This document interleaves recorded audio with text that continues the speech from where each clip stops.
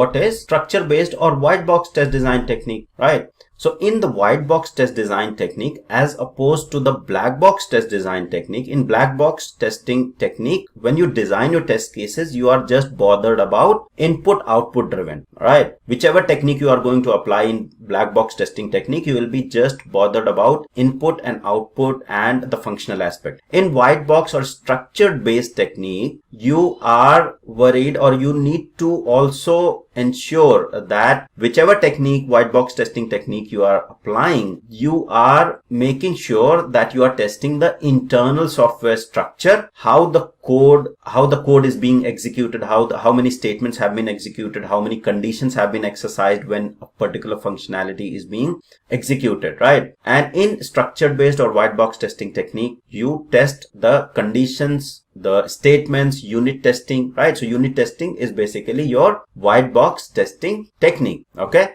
And when there are certain design techniques or certain test case design techniques applied in the unit testing, that is what the white box test design techniques are. And there are many different techniques that we are going to cover in black box specifically, because that's relevant for the testers. So there is equivalence partitioning, boundary value analysis. That's all black box testing or black box test design technique. In white box testing technique, there are many other techniques as well. So because unit testing or the structure based or white box testing technique is not very much relevant to the testers, so we are not going to cover in detail what all test design techniques can be applied. But there are, if you are preparing for ISTQB certification, there are many white box test design techniques that will be in the syllabus as well. Okay, now any of the white box testing or white box test design technique will require good understanding of code structure and programming knowledge, because it's the unit testing, right? So you need to get into the detail internal working structure and understand the logic and code in order to